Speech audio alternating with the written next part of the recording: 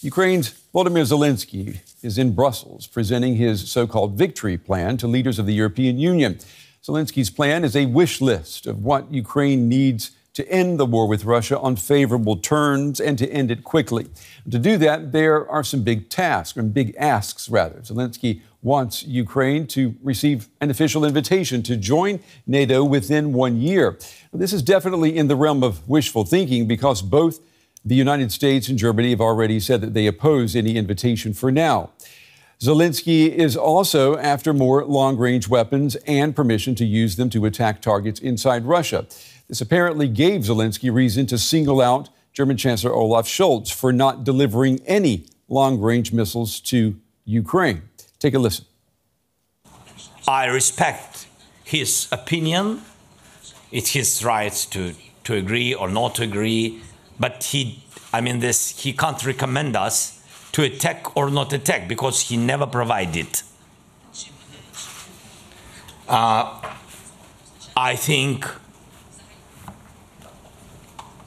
he can give us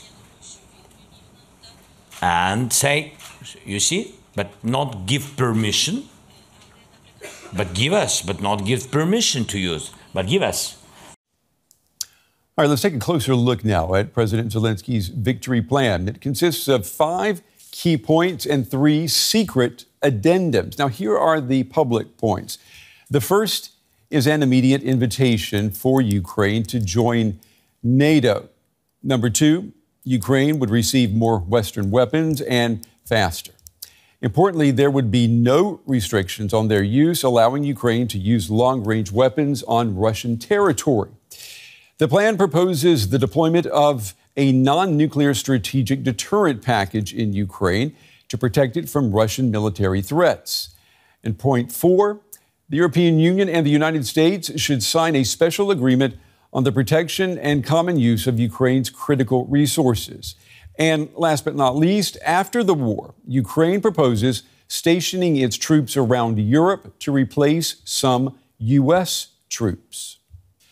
All right, let's take a closer look now. I'm joined by Mykola Bieliskov. He's a research fellow at Ukraine's National Institute for Strategic Studies, which is part of the office of the Ukrainian president. It's good to have you on with us this evening. Before we discuss President Zelensky's victory plan, I want to ask you about what President Zelenskyy shared today. Ukrainian intelligence saying 10,000 North Korean troops are preparing to join Russia's military in the war against Ukraine. Was this news to you as well? I mean, what's your read of this?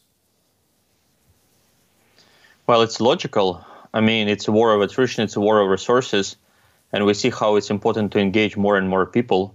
So basically, Russia wants to create and enjoy numerical advantage, superiority in numbers, to exploit against Ukraine, and that's why Ukraine firepower should be strengthened, because it's only a symmetrical, quick way to respond to increase of Russian ranks through involving North Korean troops. Do you think that President Zelenskyy shared this information as an attempt at shock therapy for fear that Western support for Ukraine is beginning to erode and wane? First and foremost, it's preempting Russian moves. So it's intelligence. You anticipate what your opponent is going to do, and then you respond.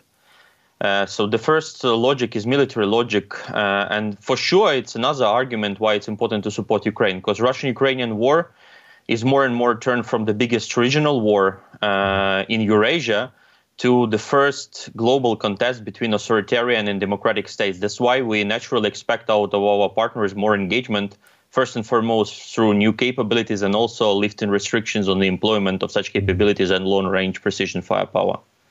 Let me ask you about President Zelensky's victory plan. He has been presenting that to leaders on both sides of the Atlantic. What's the point of this victory plan? Is it more like a wish list, in your opinion? Every plan is a kind of a wish list, a kind of what things we want to have to attain some goals. So Zelenskyy is crystal clear. To have any kind of durable, stable settlement, we need to treat Russians quicker than they regenerate right here, right now on a battlefield, so the front line stop moving, and we make at least Russian accept that they can't move the front line by force.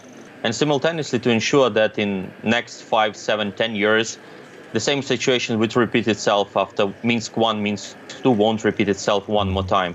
That Russia would be prepared for another land grab and just do it. So it's about long-term security commitment guarantees through NATO invitation whatsoever to persuade Russia that it's too risky, it's too costly to breach another framework we might attain eventually. So the plan is logical. The plan was expected out of Ukraine, and it's about the end game we'd like to attain for the common good of Ukraine and our partners. Mr. Beleskov, earlier today you posted something on X, also known as Twitter. I want to pull that up for our viewers. You reposted a map showing all of the officially documented strikes that Ukraine has carried out against objects inside Russia. And your comment was, and I'm quoting you here, war shall come back to the aggressor as much as possible. Otherwise, nothing good will happen. What's your opinion with that when you say nothing good? Is that the war's current trajectory right now, that this is not going to end well? Yeah, we see negative strategic dynamics, unfortunately. Yes, we are not losing as much territory as Russia want to occupy quickly, but Russia enjoys a huge asymmetric advantage. It's able to mobilize, regroup, do a business without a major interference they can create for us, relying on UAVs, missiles, ballistic cruise. So we should alleviate this asymmetry. Otherwise, Russia is going to exploit this asymmetry. And we basically would like to wage the war. NATO countries would wage the war in the same contingency, because we'd like to confront the very Russian war-making effort, which is thousands, hundreds of kilometers out of the front line, instead of confronting the mass of the Russian forces exactly at the front line. So we'd like to do it the way NATO countries would do it in case of contingency. Okay, and you say the way NATO countries would do it. Which of Ukraine's allies, which of them has given this plan, this victory plan, their backing already? We'll see. So we presented our partners a number of choices.